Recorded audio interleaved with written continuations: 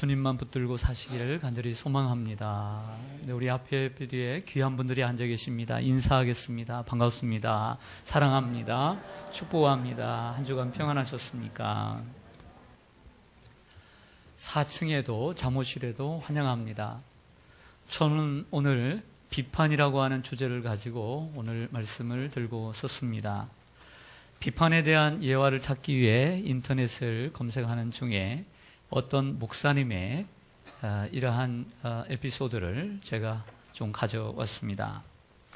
10여 년 전에 서울에 있는 큰 교회 유명한 목사님이 여러 가지 스캔들에 말려들어 홍역을 치른 일이 있습니다. 신문에 가끔 보도도 되고 TV에서까지 나와서 야단법석을 떨었습니다. 기독교의 진보적인 단체들은 비난의 성명을 발표하고 심지어는 그 목사님이 법정에까지 서고 그야말로 지옥 밑바닥까지 떨어졌다가 나오는 순환을 겪었습니다. 그럴 때 대부분의 사람들은 그 내용이 옳고 그름을 진위를 떠나서 그 목사님을 비판했습니다. 심지어 목회자들 가운데도 그 목사님의 목회 생명이 끝났다고 생각하는 사람들도 있었습니다. 이 글을 쓰신 목사님께서 하루는 목사님들과의 만남이 있어서 그 자리에 나갔더니 식사를 하는 중에 옆에 앉아 계시는 유명한 목사님이 식사를 하다가 그 목사님의 이야기를 하더랍니다. 요사이 자꾸 TV에 나오는 그 목사님 참 안 됐어. 능력 있는 분인데 안타까워하며 이야기를 하는 것입니다. 그러면서 그 목사님이 계속해서 말을 이어갑니다. 우연히 그 교회 목사님이 목회하는 성도를 만났다는 것입니다. 그 성도를 만나서 한번 떠봤다고 합니다. 당신 교회 목사님 요사이 참 힘들겠어요. 그런 말들을 듣고 있는 목사님인데 그 교회를 계속 나갑니까? 그랬더니 네, 계속 나갑니다 라고 대답하더래요. 그 목사님의 설교가 들어옵니까 귀에? 하니까 네, 들어옵니다 하더랍니다. 그 성도님이 입을 열어서 그 목사님께 이렇게 얘기하더랍니다. 저는요, 우리 교회 목사님을 신뢰합니다. 소문대로 그런 짓을 할 뿐이 아니라는 것을 저는 너무나 잘 알고 있습니다. 혹 그 중에 몇 가지 실수를 했다 하더라도 그것 때문에 제가 교회를 그만두거나 그분의 설교가 제 귀에 들어오지 않는 일은 없을 것입니다. 흠이 없는 목사가 어디 있습니까? 목사님은 흠이 없으십니까? 라고 묻더랍니다. 한번 떠보려다가 된통 당했습니다. 그러나 그 목사님 그 성도에게 감동을 받았다고 합니다. 아, 이런 교인이 있기에 그 교회가 살아있구나 라고요. 지금도 그 교회는 1년에 1000명 이상 세례를 주는 교회로 부흥하고 있습니다. 어느 교회가 잘 되는 교회일까요? 흠이 있을 때, 약점이 있을 때 비난하고 비판하는 교회일까요? 저는 이 이야기를 읽으면서 살짝 이런 생각을 했습니다. 만약 우리 교회에 이런 일이 생긴다면 우리 교회 성도님들은 어떻게 반응할까라고요. 제가 2년 전인가 안식월을 한 달 동안 한 적이 있습니다. 그래서 한 달 동안 어느 교회를 좀 다녀볼까 하다가 계획을 세우고 다닌 적이 있습니다. 한 번은 저쪽에 있는 교회에 가게 되었는데 예배 시간이 남아서 로비에 앉아서 차를 마시고 있었습니다.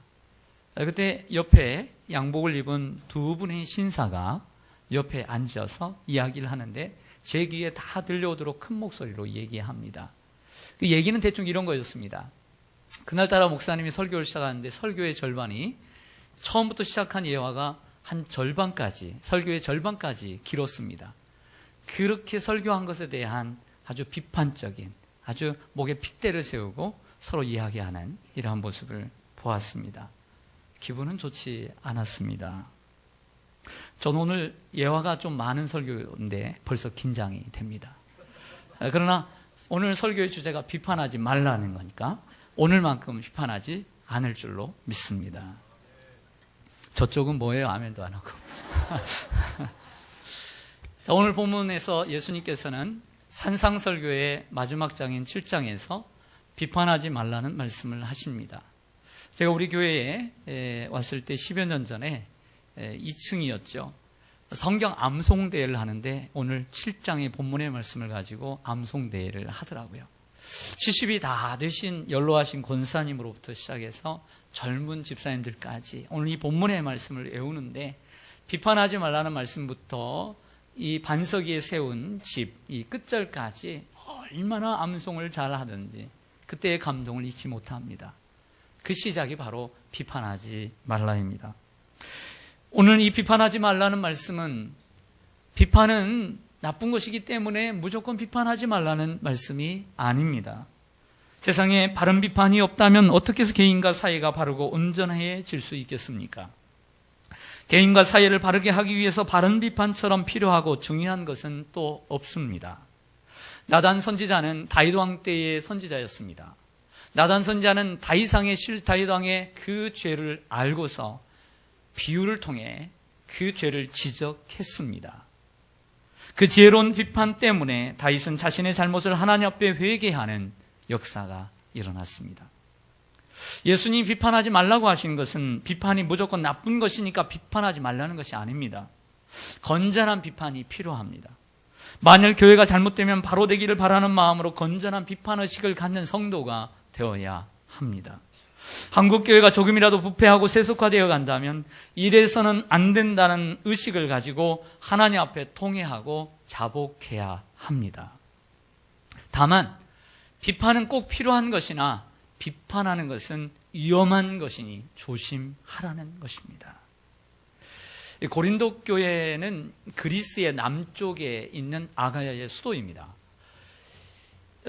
이 고린도 교회는 바울이 개척을 했고 그 다음으로 아볼로라고 하는 목양을 잘하는 목회자가 바톤을 이었습니다.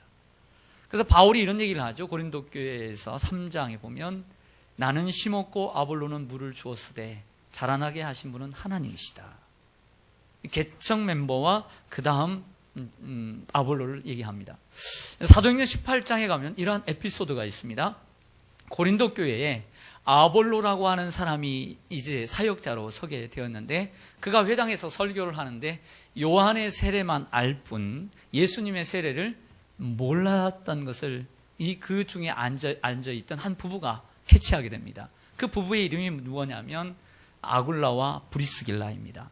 아굴라와 브리스길라가 그의 설교를 듣고 예수님의 세례를 모르고 세례 요한의 설교만 알고 설교하는 이러한 아볼로를 보고서 어떻게 했을까요? 당시에 세례 요한의 세례만 알고 그리고 예수님의 세례를 모른다는 것은 아주 큰 사건이었습니다. 하지만 이 부부는 아볼로를 공손하게 초대해서 그리고 조용히 예수님의 세례에 대해서 일러주었습니다. 그 이후에 아볼로는 그 예수님의 세례를 깨닫고 더욱더 훌륭한 목회를 한 줄로 믿습니다. 그러나 보통의 경우 같았으면 아굴라와 브리스길라 부부는 많은 사람들이 있는 곳에서 공식적으로 비판했을 것입니다. 중요한 사건이기 때문에. 그런 것도 모르냐고. 또 때로는 목회자가 모르는 것을 내가 알고 있노라고 자기를 드러내기 위해서, 자랑하기 위해서 그 목회자를 비판했을지도 모릅니다. 그러나 그들은 그렇게 하지 않았습니다. 자신을 드러내거나 나타내려 하지 않고 그리고 상대방의 인격을 존중하는 예의가 있었습니다. 그래서 저들의 비판은 비난이 되지 않을 수 있었습니다.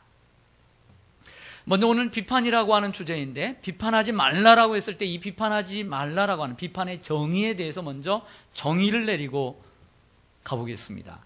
비판이란 뭘까요? 비판이란 교회 안에서 성도들 간에 허물과 실수와 약점이 발견되었을 때 그것을 덮어주지 않고 드러내기 위해서 들추어내는 언어적인 폭력을 의미합니다. 그러므로 비판하지 말라는 것은 교회 안에서 형제끼리 서로의 약점과 허물을 용납하지 못해 언어로 상처를 주지 말라는 뜻입니다. 이것이 비판하지 말라는 뜻입니다. 오늘 1절을 보겠습니다. 1절 보시면 비판을 받지 아니하려거든 비판하지 말라고 했습니다. 예수님의 첫 마디는 비판하지 말라는 것이었습니다. 비판하지 말라 전에 보면 비판을 받지 아니하려거든 이렇게 말씀합니다. 비판을 받지 아니하려거든. 이게 무슨 뜻일까요? 예수님의 이 말씀 속에는 세상에는 비판받기를 좋아하는 사람이 한 사람도 없다는 말씀을 하고 계십니다. 여러분들은 어떠세요? 여러분들은 비판받기를 좋아하세요? 네? 네. 자, 오늘 본문의 말씀을 구어체로 바꿔볼게요. 너 남에게 비판받는 거 싫어하지? 그러면 너도 남을 비판하지 마. 이런 말씀이에요. 저는 비판받는 걸 좋아할 것 같아요. 목사님이니까 겸허하게 어떤 비판이든지 겸허하게 받아들일 준비가 돼 있어야 돼. 목사님은 이렇게 생각하실 수 있을 것입니다. 건전한 비판이라고 하면 받아들일 용의가 있습니다. 하지만 건전한 비판이든 그렇지 않은 비판이든 그 진위 여부를 떠나서 저도 제 본심은 비판받기 싫습니다. 여러분들은 좋아하십니까? 진정으로 사랑하는 마음이라 할지라도, 여러분들 위하는 마음이라 할지라도 비판한다면 좋아하시겠습니까? 네? 그렇죠. 이렇게 대답하셔야죠.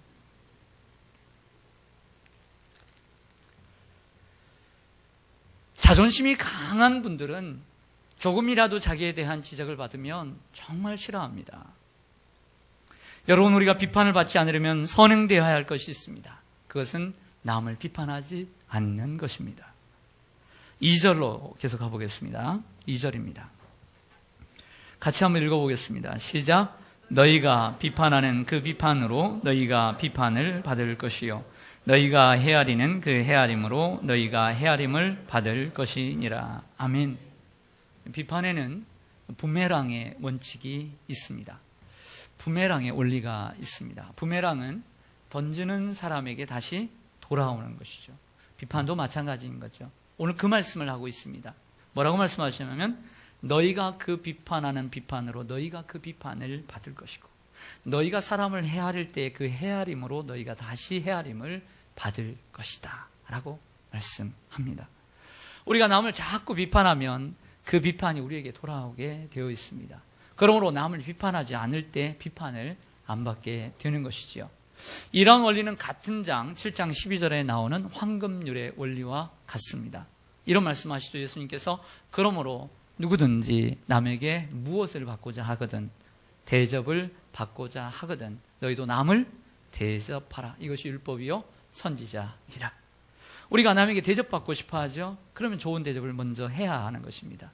비판을 받고 싶지 않으면 비판하지 말라고 말씀하고 있습니다. 3절과 4절로 가보겠습니다. 제가 먼저 3절을 읽겠습니다. 어찌하여 형제의 눈 속에 있는 티는 보고 내 눈 속에 있는 들보는 깨닫지 못하느냐.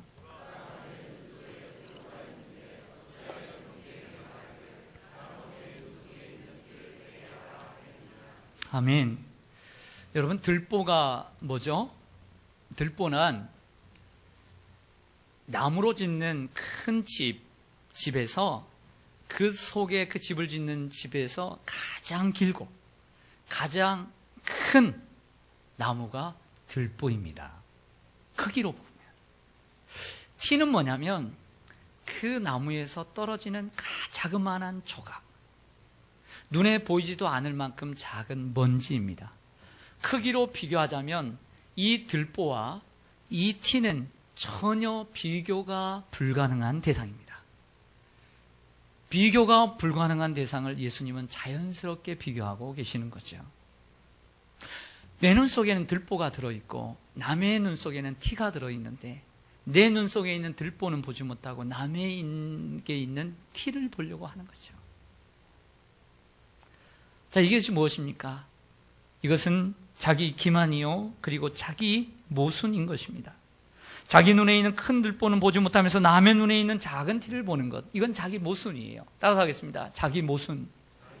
이 모순은 지극히 나쁜 모순입니다. 지독한 모순이죠. 그래서 이러한 사람 비판 중독자가 될 위험성이 있습니다. 어떤 사람들을 보면 어떤 모임이나 어떤 공동체에 자기는 비판하는 은사를 받았고 비판하는 사명을 하나님께 받았다라고 얘기하는 사람이 있어요. 그러나 하나님은 그런 사명을 주신 일이 없어요. 어느 모임에 가면 꼭 지적하고 어느 모임에 가면 꼭 비판하려고 하는, 그게 자기 사명으로 생각하는 사람이 있어요.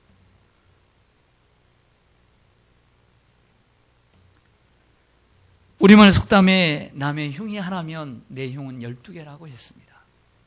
서양 속담에 보면 남을 비판하는 손가락이 하나라면 나를 가리키는 손가락은 셋이다 라는 말을 하고 있습니다. 스위스의 어떤 여인이 시장에 가서 또 백화점에 가서 쇼핑을 하는데 그날따라 핸드백만 가지고 왔습니다. 핸드백을 차고 쇼핑을 하는데 보니까 오래된 치즈가 있길래 이거 너무 귀해서 이거 가져가고 싶어서 치즈를 샀습니다. 봉지에 싸서 넣을 데가 없어가지고 핸드백 속에 집어넣습니다. 그리고 여기저기 쇼핑을 계속 하는데 들리는 가게마다 이상한 냄새가 나는 거예요. 쉽게 얘기해서 우리 같으면 청국장이나 된장 같은 것이죠. 그래서 기분이 나빴어요. 그래서 얼굴을 찌푸리고 그 점원들에게 화를 냈어요. 가는 곳곳마다. 집에 이제 돌아와서 핸드백을 열어보니까 얼마나 부끄럽던지 냄새를 풍긴 사람은 자기였던 거죠. 깨닫는 것만도 감사한 일인 줄로 믿습니다. 근데 문제는 세상에 많은 사람들이 이처럼 깨닫는 것도 못하는 사람들도 많다는 사실입니다. 5절 말씀으로 가보겠습니다. 5절 말씀. 외식하는 자여 먼저 내 눈 속에서 들보를 빼어라. 그 후에야 밝히 보고 형제의 눈 속에서 티를 빼리라. 아멘. 여러분, 남의 티를 빼는 방식에 있어서 가장 좋은 비판이 어떤 비판이냐? 예수님 말씀하십니다. 자기 비판. 따라서 하겠습니다. 자기 비판. 자기 비판. 자기 비판. 먼저 내 눈 속에 있는 들보를 빼어라. 자기 비판을 먼저 하라는 거예요. 그래야만이 남의 눈 속에 들어있는 티를 뺄 수 있는 것이다 라고 말씀하는 거예요. 좋은 비판, 그 좋은 비판은 자기 비판입니다. 자기 비판도 너무 지나치면 자기 학대로 비화할 수는 있지만 그럼에도 불구하고 자기 비판은 좋은 것입니다. 하나님이 귀 쓰시는 사람들을 보면 자기 비판의 능력이 뛰어났던 사람임을 알 수 있습니다. 바울이 그랬습니다. 베드로가 그랬습니다. 다윗이 그랬습니다. 바울은 편지를 쓰면서 이렇게 이야기합니다. 나는 죄인 중에 괴수다. 자기 비판을 했어요. 베드로는 예수님을 만나자마자 나는 죄인으로소이다 라고 자기를 돌아볼 줄 알았습니다. 다윗의 그 수많은 시편을 보세요. 자기의 죄를 얼마나 고백하고 자복하고 있는지 말이에요. 하나님 앞에 귀하게 쓰임받는 사람은 자기를 돌아볼 줄 아는 자기 비판에 능한 사람이라는 것입니다. 보통 사람들은 자기 죄에 대해서는 둔감하지만 다른 사람의 죄에 대해서는 민감합니다. 자기 죄에 대해서는 관대하지만 남의 죄에 대해서는 철저합니다. 그러나 반대로 하나님께서 귀 쓰시는 사람들을 보면 자기 죄에 대해서는 민감하고 철저하지만 남의 죄에 대해서는 관대하고 둔감합니다. 제가 아들이 둘이 있는데 한 번은 아들이 학교를 다녀와서 샤워를 하더라고요. 제 아이들은 샤워를 즐깁니다. 그래서 한 10분 이상씩 해요. 어떻게 그렇게 샤워를 합니까? 저는 2, 3분이면 정말 솔직히 땡이거든요. 샤워를 하고 나왔어요. 보통 샤워장이 어떻게 되어 있습니까? 이쪽은 타일로 되어 있고 문은 나무로 되어 있잖아요. 그렇죠? 근데 문을 열고 나오니까 물이 밖으로 튀어나오는데 물이 쌓이더라고요. 그래서 제가 어떻게 했겠어요? 네? 한마디 했죠. 제가 그렇게 인자해 보입니까? 한마디 했죠. 한마디 했죠. 네, 가르치려고. 그랬더니 기분 나빠하더라고요. 며칠이 지났습니다. 저도 똑같이 샤워를 하고 나왔습니다. 그런데 문을 열고 보니까 저도 물이 튀어있고 물이 쌓여 있어요. 그때 생각이 났죠. 아차, 그때 잔소리하지 말걸. 그냥 놔둘걸. 나도 그런데. 그 다음부터는 크게 잔소리 안 하고 그냥 제가 닦기로 했어요.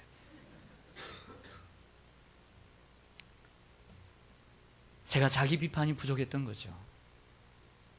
어찌 세상을 살면서 샤워뿐이겠습니까? 어찌 샤워뿐이겠어요? 여러분, 가정이 화목하기를 원하십니까? 그러면 자기 비판에 능한 분들이 되기를 바랍니다. 자기 비판이 능한 아빠, 자기 비판이 능한 엄마, 자기 비판에 능한 남편, 자기 비판에 능한 아내가 되시기를 바랍니다. 그러면 가정이 평화가 찾아옵니다. 그런 얘기가 있잖아요. 며느리가 시집을 왔는데, 그래서 며느리가 됐겠죠? 며느리가 시집을 왔는데 이 맨날 시끄럽고 싸우는 집안이 있고 조용한 집안이 있더랍니다. 찾아보니까 이 며느리가, 이쪽 집안을 보니까 며느리가 뭐 하나 깨뜨리면 시아버지부터 시어머니까지, 그리고 뭐 시누이까지, 남편까지 쥐잡듯이 잡는데요. 그런데 이 화목한 집안을 보니까 이 며느리가 뭐 하나 깨뜨리니까 시아버지가 자기가 거기에 또 땄다고 자기가 자기 탓이라고 하고, 그리고 어머니는 내가 그걸 봤는데 치우지 못했다고 자기 탓이라고 하고, 남편은 들에 나가서 이제 들어오니까 내가 일찍 들어오지 못해서 그랬다고 하고, 다 자기 탓을 하는 거예요. 시누이는 자기가 늦잠 자서 그랬다고 그러고. 그러니까 화목할 수밖에 없죠. 할렐루야. 우리 시온산의 하늘 가족들의, 여러분들의 가정은 어떻습니까?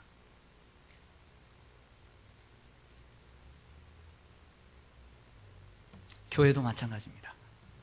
교회에 문제가 생기면 남의 탓을 할 것이 아니라 자기 탓을 먼저 하고, 목사가 부족하면 때로는 목사가 잘못했다 할지라도 내 탓을 할 줄 아는 성도, 교회가 뭔 문제가 있으면 내가 기도를 게을리해서 이런 일이 있다라고 자기를 자책하고 회개하는 성도가 돼야 될 줄로 믿습니다. 이게 바로 변화와 성숙으로 가는 창조적 교회죠. 사랑하는 성도 여러분, 자기 비판에 능한 여러분들이 되시기를 간절히 소망합니다. 안타깝게도 올해 많은 사고와 사건이 많은데 이 세상은 참으로 비판이 하늘을 찌르는 세상입니다. 대통령도 무섭지 않습니다. 안타깝게도 여야 그리고 세상에 많은 사람들이 자기 탓이라고 하는 사람이 없어요. 다 남의 탓이라고 그래요. 다 남의 탓. 자기 탓이라고 하는 정치인이 없어요.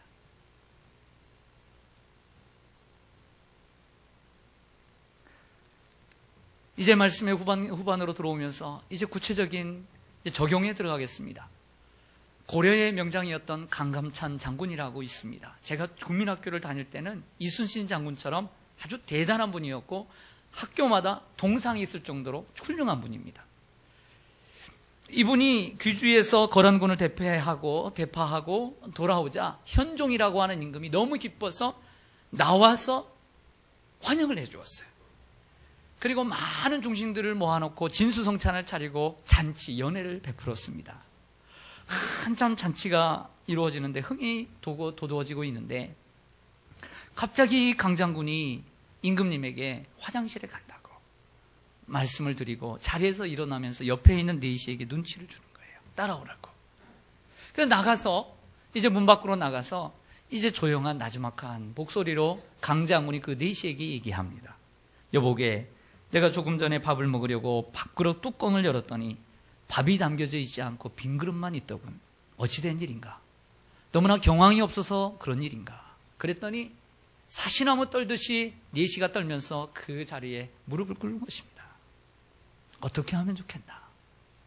그래서 이렇게 강장군이 말합니다. 성미가 급하신 상관께서 이 일을 아시게 되면 모두들 무사하지 못할 테니 이렇게 합시다. 내가 자리에 앉거든 네가 나에게 와서 진지가 식은 것 같으니 따뜻한 진지로 드리겠습니다 하고 밥을 바꿔라. 그래서 넘어가게 되었다는 얘기입니다. 내시는 너무나 감격스러워 어찌할 바를 몰랐습니다. 그 이후에 강장군은 함구했고 소문을 내지 않았습니다.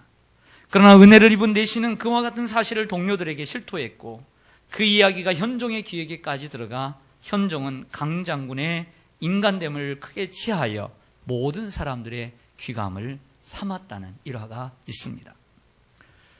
반대로 강장군이 그 내시를 그 자리에서 지적하고 비판했다면 내시는 어떻게 되었을까요? 자기 비판도 좋은 것이지만 자기 비판보다 더 좋은 비판이 있음을 소개합니다. 그것은 사랑입니다. 세상에 사랑처럼 더 좋은 비판은 없습니다. 예수님께서 하루는 여리고로 지나가십니다. 거기에 삭개오라고 하는 세리장이 나무에 올라가서 예수님의 얼굴을 보려고 나와 있습니다. 이름까지 아시던 예수님은 삭개오가 얼마나 나쁜 놈인 줄 알았습니다. 매국노요, 같은 동족의 피를 빨아먹는 흡혈귀와 같은 사람임을 알았습니다. 그러나 예수님은 그 삭개오에 비판을 하지 않았습니다. 다만 삭개오야 내려오라. 내가 오늘 이 밤에 너희 집에 유하여야 하겠다. 이 말씀만 하셨습니다. 그러자 삭개오는 자기 집에 들어가 예수님에게 저녁을 대접하고 그 자리에서 고백하기를 내 재산의 절반을 가난한 사람들에게 주겠으며 내가 남을 속여 빼앗은 것이 있다면 4배나 갚겠습니다 하고 자기의 죄를 고백했던 것을 우리는 기억합니다. 반대로 예수님께서 반대로 하셨다면 어떤 결과가 있었을까요? 예수님은 교육의 대가이셨습니다. 우리가 자녀를 책망한다고 자녀가 변화되지 않습니다. 하고 싶은 일이 많죠, 자녀에게. 그러나 잔소리한다고 되는 게 아니에요. 바른 사랑으로 교육할 때 자녀가 변하는 줄로 믿습니다. 아내를 책망한다고 아내가 변화되지 않습니다. 살아보니까 알잖아요. 모르십니까? 사랑을 주면 변합니다. 남편이 변합니까? 바가지 긁는다고 변합니까? 살아보니까 알잖아요. 사랑을 주면 변합니다. 성도들도 마찬가지인 것 같습니다.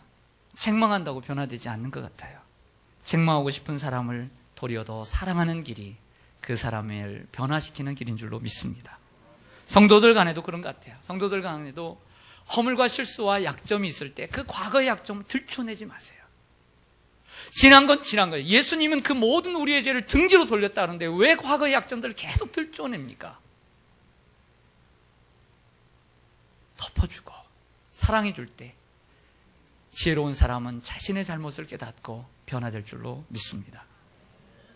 그러나 무비판도 문제가 있습니다. 유야무야 이것도 좋고 저것도 좋다. 누이 좋고 매부 좋고 다 좋은 게 좋은 거다. 이렇게 넘어가는 사람도 있는데 그것도 잘못입니다. 비판을 하고 지적할 때는 지적을 해야 합니다. 그럼 어떻게 비판을 해야 될까요? 꼭 하고 싶은 책망이 있을 때 어떤 책을 보니까 이렇게 나왔더라고요. 첫째, 칭찬하라. 그리고 책망하라. 그리고 다시 칭찬하라. 이 샌드위치 방식을 이용하라는 거예요. 그렇게 할 때 그 사람이 변화될 수 있다라고 말합니다. 사랑처럼 좋은 비판은 없습니다.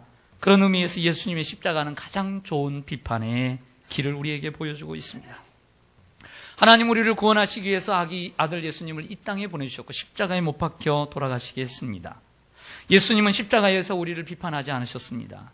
예수님은 십자가에 달려 돌아가시면서 우리들에 대한 하나님의 사랑을 몸소 보여주셨습니다. 그 십자가의 사랑은 사람들로 하여금 자신의 죄와 잘못을 회개할 수 있는 기회를 만들어 주셨습니다. 우린 십자가를 바라봐야 합니다. 십자가를 바라볼 때 참된 용서와 그리고 참된 변화를 가져올 수 있는 줄로 믿습니다. 말씀을 읽겠습니다. 사람들은 누구나 비판받는 것을 싫어합니다. 그렇기 때문에 비판하는 것을 삼가야 합니다. 혹 비판을 하려거든 건전한 비판을 해야 하며 가장 좋은 비판은 자기 비판이라고 하는 것입니다. 자기 기만에 빠지지 말고 자기의 눈 속에 있는 들보를 먼저 빼어야 합니다. 그러나 그보다 더 좋은 비판은 비판하는 것보다는 사랑해 주는 것입니다. 사랑할 때 그 사람을 변화시킬 수 있습니다. 예수님처럼요. 기도하겠습니다.